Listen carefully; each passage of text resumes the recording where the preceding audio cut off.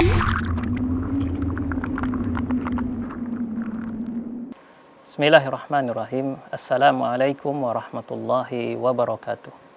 Alhamdulillahi hamdan katsiran tayyiban mubarakan fih kama yuhibbu rabbuna wa yardah. Asyhadu an la ilaha illallah wahdahu la syarikalah wa asyhadu anna Muhammadan abduhu wa rasuluh. Allahumma salli wa sallim ala nabiyyina Muhammadin wa ala alihi wa sahbihi wa man tabi'ahum bi ihsanin ila yaumiddin. Wa ba'du. Pemirsa yang rahmati Allah, ini adalah pertemuan kita yang kedua dalam tema keluarga Islam. Dan pada pertemuan kali ini atau pada pelajaran kali ini kita akan menjelaskan tentang kedudukan perempuan di dalam Islam. Sebagaimana kita mengetahui, banyak pandangan yang mengatakan atau yang seolah-olah menyudutkan Islam, bahwasanya Islam memberikan pembedaan antara laki-laki dan perempuan, bahwasanya Islam lebih mengutamakan laki-laki daripada perempuan. Sesungguhnya pernyataan-pernyataan ini adalah pernyataan yang keliru. Kalau sekiranya ia mengetahui atau sekiranya orang yang mengatakan tersebut mengetahui hakikat perempuan di dalam Islam, maka dia tidak akan bisa melakukan tuduhan-tuduhan seperti itu lagi. Untuk itu, kita ketahui atau kita perlu untuk mengetahui bagaimana Islam memuliakan seorang wanita. Pemirsa yang rahmati Allah Subhanahu wa taala, Islam merupakan agama yang sangat memperhatikan dan memuliakan seorang wanita dan membebaskan perbudakan yang dilakukan oleh laki-laki terhadap wanita. Kalau kita melihat bagaimana sebelum Islam datang, keadaan para wanita, khususnya misalkan di kabilah kafir Quraisy ketika itu, orang-orang wanita, ya seorang wanita bahkan dijadikan sebagai aset yang kemudian bisa diwariskan ketika seseorang telah meninggal. Dan ini kemudian dihapus oleh Islam, ya, diselamatkan oleh Islam, sehingga hal yang pertama yang menunjukkan bagaimana kedudukan kedudukan wanita di dalam Islam, bahwasanya dalam hal warisan Islam memberikan hak perempuan berupa bagian yang adil dan mulia. Ya, dalam beberapa hal ada pembagian yang sama antara laki-laki dan perempuan, walaupun dalam beberapa perkara atau beberapa keadaan seorang laki-laki mendapatkan yang lebih banyak daripada wanita. Namun tentunya ini memiliki alasan dan hikmah kenapa dalam beberapa perkara di dalam warisan laki-laki mendapatkan 2 kali bagian perempuan. Tentunya karena pertama, bahwasanya laki-laki nanti dia akan dituntut, akan diwajibkan untuk menafkahi wanita, menafkahi istrinya. Sedangkan seorang istri, seorang perempuan apabila dia menjadi istri, dia tidak diwajibkan untuk menafkahi keluarganya.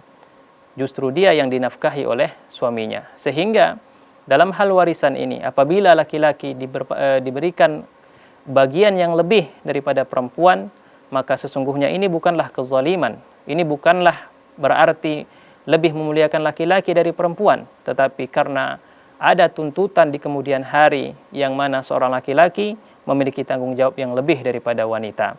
Namun kalau kita perbandingkan antara sebelum Islam datang dengan setelah Islam datang, maka kita dapati bahwasanya dahulu wanita, jangankan untuk mendapatkan harta atau mendapatkan bagian dari harta warisan, justru bahkan mereka yang dianggap sebagai aset yang diwariskan kepada orang-orang setelahnya apabila seorang laki-laki meninggal. Tentunya ini adalah 2 hal yang sangat berbeda, dan Islam lebih memuliakan wanita dalam perkara ini. Kemudian kalau kita perhatikan dalam banyak urusan, dalam banyak perkara, Islam menyamakan hak serta kewajiban antara perempuan dan laki-laki. Ya, seperti misalkan dalam transaksi, dalam muamalah, Rasulullah sallallahu alaihi wasallam bersabda, "An-nisa syaqaiqur rijal."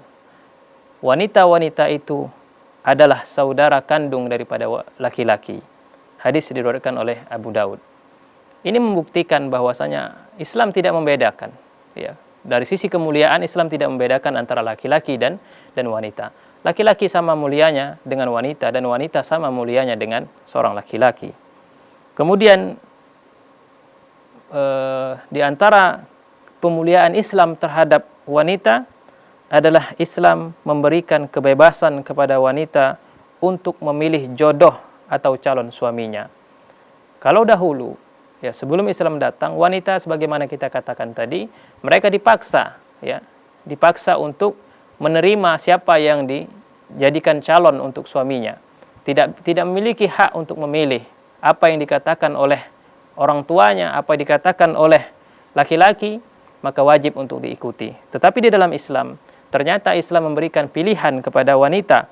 Apabila wanita tidak gemar atau tidak berhasrat atau tidak ingin menerima orang yang dicalonkan kepadanya, maka dia bisa untuk menolak pinangan tersebut. Ya. Sebagaimana disebutkan oleh Rasulullah SAW, ya, bahwasanya wanita merupakan memiliki hak untuk memilih. Rasulullah SAW mengatakan, al-wal mar'atu ra'iyatun fi baiti zawjiha wa mas'ulatun an ra'iyatiha. Seorang perempuan merupakan pemimpin di rumah suaminya dan dia bertanggung jawab terhadap apa yang dia pimpin. Kemudian di antara bentuk pemuliaan Islam kepada wanita adalah Islam tidak mengubah nama dan silsilah keturunan perempuan, baik dari pihak bapaknya ataupun dari pihak ibunya setelah pernikahan. Ya, justru bahkan di dalam Islam tidak boleh seorang wanita apabila telah menikah, misalkan menisbahkan namanya kepada nama suaminya. Ya, misalkan suaminya bernama Ahmad, ya, kemudian dia menempelkan nama suaminya di akhir namanya, maka sebenarnya di dalam Islam itu dilarang. Artinya apa? Artinya ketika seorang wanita membentuk keluarganya, menikah, maka kemuliaan atau keutamaan keluarganya akan tetap ada pada dirinya, tidak dihilangkan. Kemudian Islam menegaskan bahwa membantu seorang perempuan yang lemah dan tidak punya sanak saudara adalah perbuatan yang mulia dan utama, ya. Walaupun wanita itu bukan saudaranya. Membantu perempuan lemah termasuk perbuatan yang sangat utama di sisi Allah. Rasulullah SAW bersabda, as-sa'i 'alal armalah wal miskin kal mujahid fi sabilillah. Orang yang berusaha membantu seorang janda dan orang-orang miskin atau wanita-wanita miskin bagaikan seorang mujahid di jalan Allah. Wa kal qa'im la yaftur wa kas sha'im la yuftir. Bagaikan orang yang salat malam tanpa ada lelahnya dan bagaikan orang yang berpuasa tanpa berbuka. Artinya ketika seseorang membantu wanita yang dalam keadaan susah walaupun dia bukan saudaranya, maka mendapatkan pahala yang besar di sisi Allah Subhanahu wa taala. Pemirsa yang rahmati Allah, kemudian yang terakhir adalah tentang wanita yang dianjurkan agar senantiasa diperhatikan. Ada 3 orang. Yang pertama ibu, dan kemudian anak perempuan, dan yang terakhir adalah istri. Hadis yang menjelaskan tentang keutamaan ketiga orang tadi disebutkan di dalam riwayat Al-Imam Al-Bukhari nomor hadis 5626, dan kemudian tentang seorang anak perempuan hadis diriwayatkan oleh Ibnu Majah, dan tentang istri diriwayatkan oleh Imam At-Tirmizi. Dan ini bisa dilihat di dalam buku yang menjadi pegangan pelajaran kita. Baik, pemirsa yang rahmati Allah Subhanahu wa taala, demikian yang bisa kita sampaikan dalam tema kali ini, yaitu tentang kedudukan perempuan di dalam Islam. Mudah-mudahan bisa dipahami dan bermanfaat. Kita akhiri subhanakallahumma wa bihamdika asyhadu an la ilaha illa anta astaghfiruka wa atubu ilaik. Assalamualaikum warahmatullahi wabarakatuh.